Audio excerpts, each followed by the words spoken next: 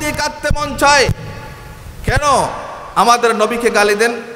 আমরা তো তোমাদের নবীকে গালি দেইনি, আমরা তো তোমাদের নবীকে কখনো আক্রমণ করিনি, আমরা তো কখনো খ্রিস্টানদের নবী ঈসা রুহুল্লাহকে গালি দিইনি, আমরা তো কখনো ইহুদিদের নবী মূসা আলাইহিস সালামকে গালি দিইনি, আমরা তো ভিন্ন ধর্মীকে কখনো আক্রমণ করিনি, আমরা তো কখনো হিন্দুদের গির্জায় আক্রমণ করিনি, হিন্দুদের পূজাতে আমরা আক্রমণ করিনি, আমরা তো কখনো বৌদ্ধদের মন্দিরে আমরা যাই না, বৌদ্ধদের ধর্ম উপাসনায় আমরা কখনো আক্রমণ করি না।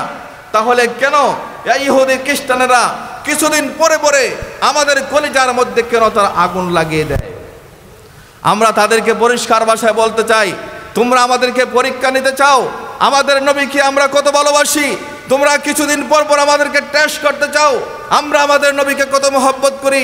আমরা পরিষ্কার ভাষায় বলতে চাই, ও ইহুদি খ্রিস্টানেরা, তোমাদের মতো আমরা বোকা নই, আর তোমাদের মতো আমরা স্বার্থপর নই যে আমরা আমাদের নবীর ইজ্জত ভালোবাসার জন্য, আমরা আমাদের নবীর ইজ্জতের রক্ষার জন্য জীবন উৎসর্গ করতে আমরা কখনো পিছপা হব না, আমরা কখনো পিছনে ফিরে যাব না। আমরা আমাদের নবীর ইজ্জত রক্ষার জন্য যদি ফাঁসির কাস্টে জ্বলতে হয়, মুসলমান ফাঁসির কাস্টে জ্বলতে রাজি আছে।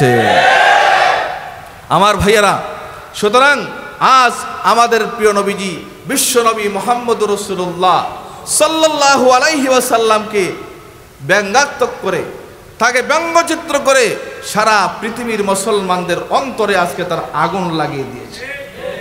আজকে আপনারা দেখতেছেন, যেখান থেকে সূর্য উদিত হয়, যেখানে সূর্য অস্ত যায়, পৃথিবীর প্রত্যেকটা রাষ্ট্রে আজকে এই রবিউল আউয়াল মাসে মিছিল, মিটিং, মানববন্ধন, প্রতিবাদ, প্রতিরোধ, সমাবেশ হচ্ছে। কেন? এর একটি মাত্র কারণ, ফ্রান্স আমাদের নবীকে ব্যঙ্গচিত্র করেছে, আমাদের নবীর সঙ্গে বেয়াদবি করেছে।